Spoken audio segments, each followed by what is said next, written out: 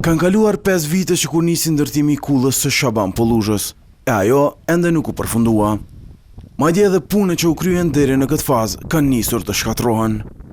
Mos përfundimin e kullës së Herojit, gur themelin e të cilit e kishte vendosur vetë Hashim Thaçi, sa ishte kryeministër, nipi Shaban Polluzhës po e sheh si të pavend karshi veprës së Herojit.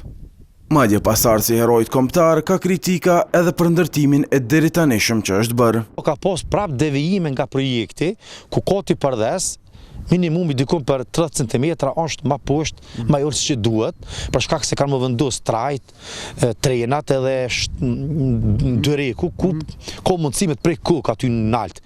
Nipi Shaban Polluzhës, i cili luftoi kundër komunistëve pas luftës së dytë botërore, thotë se këtij vendi duhet i kthehet nami i dikurshëm. Ta përfundojnë edhe këtë kull, pasi që kanë nisë me hopat marrë në drejt ngritjes apo vendosjes në vendin e duhur për personalitetin e Shaban Polluzhës, përfundimi i kullës e kompleton personalitetin dhe figurën e Shaban Polluzhës.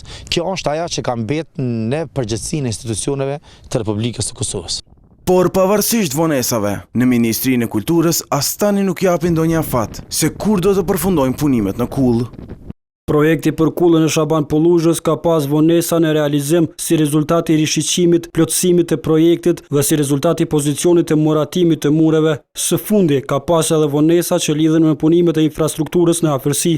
Ne besojmë se vendimi për vazhdimin e punimeve mund të merret shumë shpejt. Për kullën e papërfunduar, për të cilën ishin ndarë 88.000 euro nga Ministria e Kulturës, Klan Kosova pati raportuar edhe vite më parë.